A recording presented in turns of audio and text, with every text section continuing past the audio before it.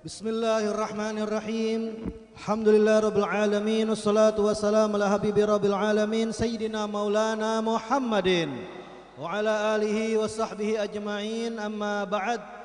Faqala Abuya Sayyid Muhammad bin Alwi al-Maliki al-Hasani fi kitab Khasaisil Muhammadiyah ila an qala a'udzu billahi minasyaitonir rajim kuntum khayra ummatin ukhrijat lin-nas ta'muruna bil ma'rufi wa tanhauna 'anil munkar.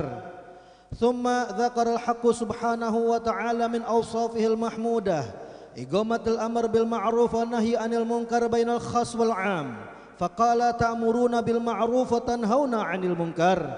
Wa hadha aydan bimuthabati syart alladhi yu'ahilu litisaf bitilkal khairiyah. Kama qala Umar bin Al-Khattab radhiyallahu anhu fi khutbatin lahu fil hajji wa qad qara hadhil ayyah kuntum khaira ummatin ukhrijat linnas qala man sarrahu an yakuna min hadhil ummah falyuaddi syartallahi fiha wa hadhil manqabah jalilah asyara ilaiha sallallahu alaihi wasallam fil haditsil masyhur la tazalu ta'ifatun min ummati zahirina 'alal haqqi la yadurruhum man khalafahum hatta ya'tiya amrullah. Fahuwa bayanu ibqa'i hadhihi syairah fil ummah Muhammadiyah walau ala surratin dayyigah. Hadirin hadirat yang dimuliakan oleh Allah Subhanahu wa taala, beliau yaitu Sayyid Muhammad bin Alwi al-Maliki al-Hasani masih membahas tentang keutamaan umat Nabi Muhammad sallallahu alaihi wasallam yang telah disebutkan di dalam Al-Qur'an surat Al-Imran ayat 110. Kuntum khaira ummatin ukhrijat linnas. Kalian ini adalah golongan ya sebaik-baiknya umat yang dilahirkan untuk manusia. Sebabnya apa? Kata beliau, dikarenakan ada ayat seterusnya. Apa? Ta'muruna bil ma'rufi wa tanhauna 'anil munkar. Kenapa menjadi umat yang terbaik? Dikarenakan kalian ini wahai umat Nabi memerintahkan kepada perbuatan yang ma'ruf dan mencegah daripada perbuatan yang mungkar. Sehingga Sayyidina Umar bin Al-Khattab radhiyallahu ta'ala anhu beliau pernah berkhutbah di waktu haji. Beliau berkata setelah mengucapkan ayat tersebut, man sarrahu an yakuna min hadhil ummah, barang siapa yang senang ingin menjadi golongan umat yang terbaik ini, falyuaddi syartallahi fiha, maka hendaklah seorang tersebut yang pengen menjadi umat yang terbaik melaksanakan syarat untuk menjadi umat yang terbaik, yaitu ta'muruna bil ma'ruf wa tanhauna 'anil munkar. Dan perbuatan baik yang begitu agung ini telah diisyaratkan oleh Nabi sallallahu alaihi wasallam di dalam hadis yang masyhur, yang terkenal, yang orang-orang sering dengar, yaitu la tazalu ta'ifatun min ummati, senantiasa ada sekelompok yang terus menerus dari golongan umatku zahirina 'alal haqqi, yang mana kelompok tersebut yang terus menerus akan selalu menampakkan atas kebenaran. Mereka disifatkan kata Rasul la yadurruhum man khalafahum, tidak akan membahayakan kepada mereka orang-orang yang menentang mereka, orang-orang yang beda paham dengan mereka. Mereka tidak akan kecil hati, mereka tidak akan frustasi, mereka tidak akan patah semangat, tetapi mereka akan tetap menampakkan daripada kebenaran, berdakwah di jalan Allah Subhanahu wa taala. Sampai kapan? Hatta ya'tiya amrullah, sampai datang waktu perintah ketetapan Allah Subhanahu wa taala hari kiamat.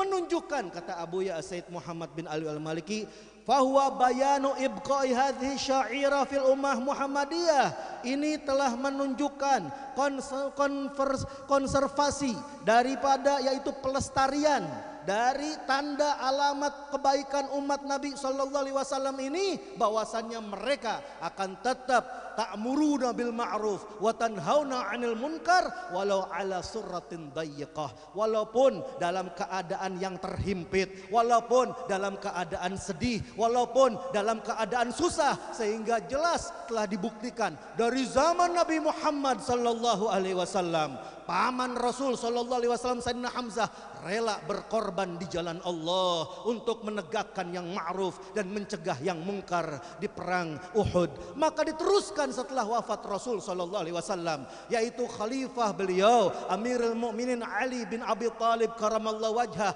Beliau rela terbunuh dengan belati yang beracun waktu berangkat sholat subuh. Diteruskan juga oleh kedua putra beliau, Al-Imam Hasan yang meninggal sewaktu diracun. Begitu juga Al-Imam Husain di tanggal 10 Muharram ini, beliau rela berkorban di jalan Allah sampai dipenggal kepalanya. Dan dilanjutkan oleh cucu beliau, Al-Imam Muhajir ilallah, yang rela berhijrah dari Basrah Irak menuju Hadramut untuk berdakwah. Sampai diteruskan lagi oleh cucu keturunannya, Al-Imam Alawi Amul Faqih, yang mana di antara putranya ada yang bernama Abdul Malik yang berangkat berdakwah keluar dari negeri Hadramut, sehingga anak cucunya kita kenal dengan para sunan, para wali songo yang berdatangan ke Nusantara untuk berdakwah. Lalu dilanjutkan juga oleh cucu Faqihil Muqaddam Muhammad bin Ali Ba'alawi seperti yang kita kenal, Al-Habib Husain bin Abi Bakar Idrus Jakarta, yang mana beliau menyambungkan